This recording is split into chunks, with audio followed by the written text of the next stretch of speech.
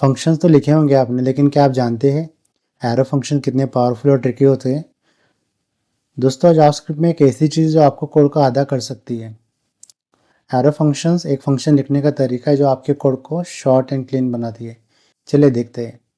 अभी normal function हम JavaScript में कैसे लिखते हैं, तो हम लिखते हैं फंक्शन कीवर्ड देन से हेलो, फिर यहाँ पे पैरामीटर, फिर रिटर्न करते हैं यहाँ से कुछ स्ट्रिंग। ठीक है, इसको हमें अगर रिटर्न करना होता है एरो फंक्शन में तो हम ऐसे करेंगे, एक वेरिएबल डिक्लेयर करेंगे, उसके बाद फिर हम एरो फंक्शन का सिंटैक्स देंगे, इसको हम एरो फंक्शन बोलते हैं। ठीक है, और यहाँ से सीधा कंसोल डॉट लॉग कर देंगे, नॉट कंसोल डॉट लॉग, हाँ रिटर्न कर देंगे हेलो प्लस टी।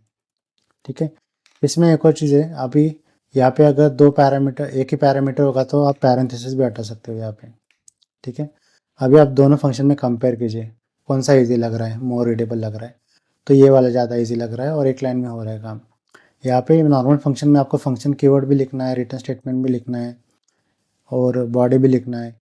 यहाँ पे अगर आपके इसमें एक ही लाइन का कोड होगा तो आप डायरेक्ट रिटर्न कर सकते हो। सपोज़ आपके पास मल्टीपल लाइन का कोड है, फॉर एग्जांपल मेरे पास एक फंक्शन है ऐड, जिसके अंदर दो पैरामीटर है, इसके अंदर मैं लिखूँगा log addition of A comma B, और यहाँ पे रिटर्न करूँगा ए प्लस बी। ठीक है, तो इस केस में क्या होगा, अभी मेरे पास दो स्टेटमेंट है तो इसीलिए वो दोनों का एडिशन कर देगा। ठीक है, यहाँ पे कॉमा देना है मुझे। अभी देखते हैं कि दिस कैसे काम करता है इसके साथ। तो मैंने एक ऑब्जेक्ट बनाया जिसके अंदर मेरे पास एक वैल्यू है जिसमें 10 है, एक रेगुलर फंक्शन है, मैं फंक्शन कीवर्ड लिख के यूज़ करूँगा जिसके अंदर मैं दिस डॉट वैल्यू प्रिंट करूँगा।